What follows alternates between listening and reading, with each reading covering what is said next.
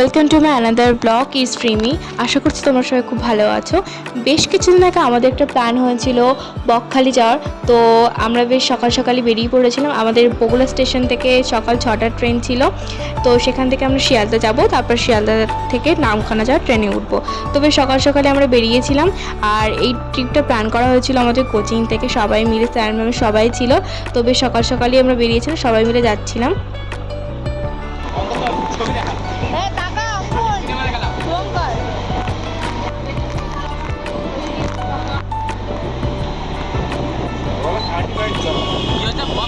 আমার ফ্রেন্ডস তো সবাই ছিলই, তাছাড়া অনেক দাদা দিদিরাও ছিল যারা কোচিংয়ে পড়ে। তো সবাই মিলেই আমরা গেছিলাম। এই যে আমরা শিয়ালদা নেমেও গেছি, এখন যাব সামনের প্ল্যাটফর্মে, সেখান থেকে নামখানা যাও ট্রেনে উঠবো। তো আমরা ট্রেনে উঠেও গেছি। এখান থেকে শিয়ালদা থেকে নামখানা বেশ অনেকটাই দূরে ছিল, 3.5 ঘন্টা 3 ঘন্টা টাইম লাগবে এরকম। তো অনেকটা ডিস্টেন্স আমাদের ট্রেনে থাকতে হতো। সকালবেলা বেরিয়েছিলাম, তো সবাই বেশ অনেকটা টায়ার্ড ছিলাম। তারপরে আমরা টাইম কাটানোর জন্য লুডো খেলছিলাম সবাই মিলে। ট্রেনে বেশ মোটামুটি ভিড় ছিল, আর আমরা লোকাল ট্রেনেই গেছিলাম। আর তো টাইম কাটানোর জন্য কি করব, তো আমরা 2-3 বার লুডো খেলি। আরও বাড়ি থেকে খাওয়া দাওয়া আনা হয়েছিল, সেগুলোও খাচ্ছিলাম, কারণ আমাদের অনেক খিদে পেয়েছিল, সকালবেলা বেরিয়েছিলাম।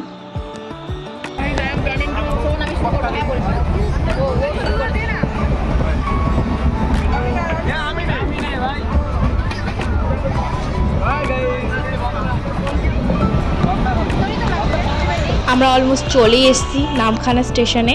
এই যে ট্রেন ঢুকছে এখন। তো এখান থেকে আমাদের ধরতে হতো বিভিন্ন অটো টোটো যে পাওয়া যায়। তো এই যে স্টেশনটা দেখতে পাচ্ছ খুবই সুন্দর। তো সামনে জায়গাটাও ভীষণ সুন্দর ছিল। এখান থেকে আমরা যাব টোটো স্ট্যান্ডে, সেখান থেকে টোটো ধরে গিয়ে আমরা টেগারে উঠবো, সেখান থেকে আমাদের হোটেলে যাওয়া হবে। বকখালি গাইস। ম্যাডাম আপনি কোথায় আছেন ম্যাম? ঘুরতে। কোথায় ঘুরতে?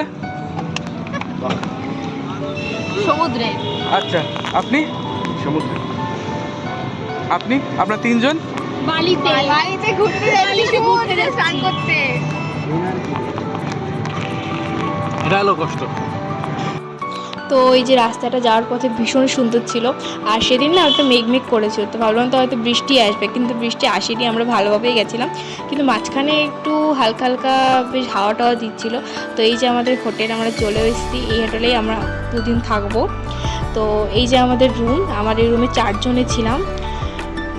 আমাদের রুমটাও বেশ সুন্দরই ছিল, আমাদের 4-5 জন মেয়েদের জন্য ভালো। এইখানে কোথায় আমরা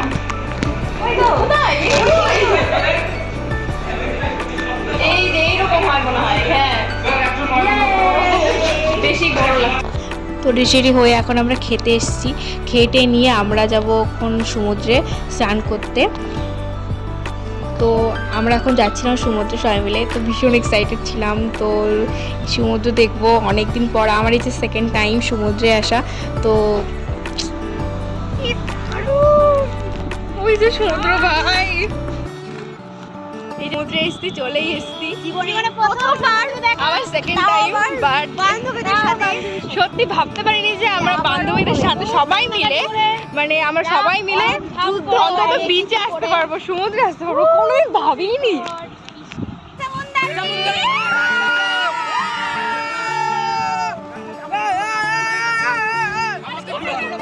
তো সমুদ্রের ঢেউগুলো জাস্ট অসাম ছিল, কিন্তু ঢেউগুলো একটু কমই ছিল, কিন্তু ভীষণ ভীষণ ভালো লাগছিলো। কারণ এই এক্সপিরিয়েন্সটা অন্যরকম, যে বন্ধু বান্ধবীদের সাথে সবাই মিলে এই যে ঘুরতে আসা।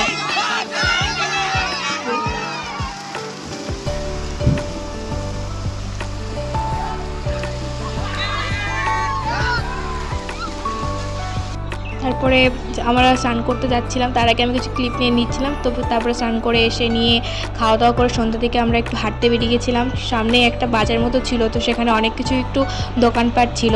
তো সেখানে আমরা প্রথমে গিয়ে মাছ ট্রাই করছিলাম, যে কী মাছ কে কী খাবে, ফ্রাই খাবে, তো সেটাই দেখছিলাম।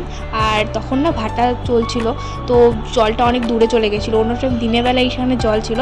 তো আমরা বেশ মজা করলাম। তারপরে আমাদের হোটেলে যেতে হতো, আজকে আমরা কোনো মতো ঘুরতে বেরোইনি, তো কালকে বেরোবো। তো এই ব্লগটা এই পর্যন্ত। তোমাদের ভালো লাগলে সাবস্ক্রাইব করে দিও, একটু লাইক করে দিও, কমেন্ট করে দিও। বাই।